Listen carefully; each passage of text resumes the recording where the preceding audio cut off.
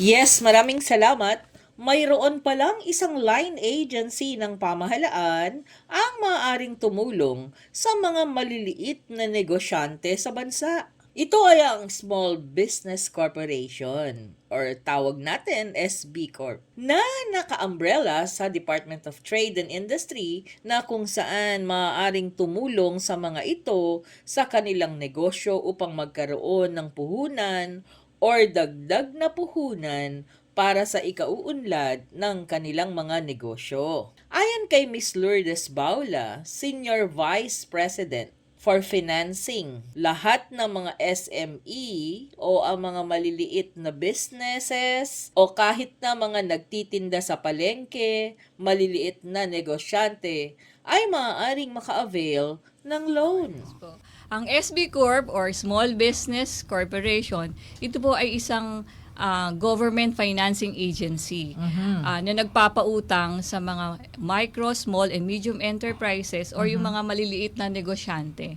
Kami po ay nag-ooperate under the umbrella ng Department of Trade and Industry. Alam niyo po, ang DTI is assisting the MSMEs or all enterprises in several aspects, be it in technology or product development, packaging, marketing, training, and financing. So, yung pong financing, ang leading agency po na nag-handle nito is ang Small Business Corporation. Okay. So, we've been in operation since 1991.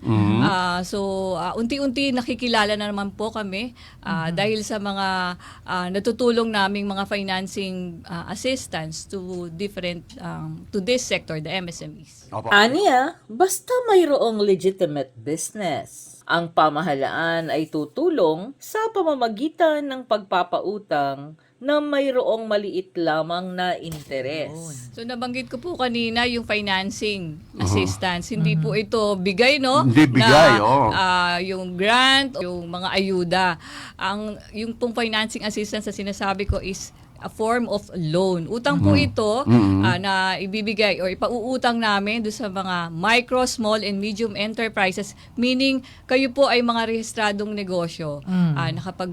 Meron po kayong nakarehistro ang inyong negosyo at sa DTI or sa Securities and Exchange Commission kung kayo naman po ay corporation. Pag sa DTI po, ito yung mga sole proprietorship. Yes. And then, meron din naman po yung mga maliliit nating mga negosyante na nakarehistro lang sa level po ng barangay.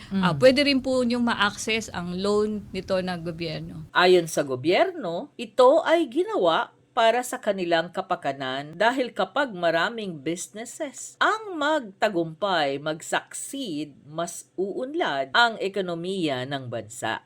At yan ang report. Ito po si Mel Aligada reporting para sa Media House Express News Channel, ang kauna-unahang internet TV radyo sa Pilipinas. Back to you.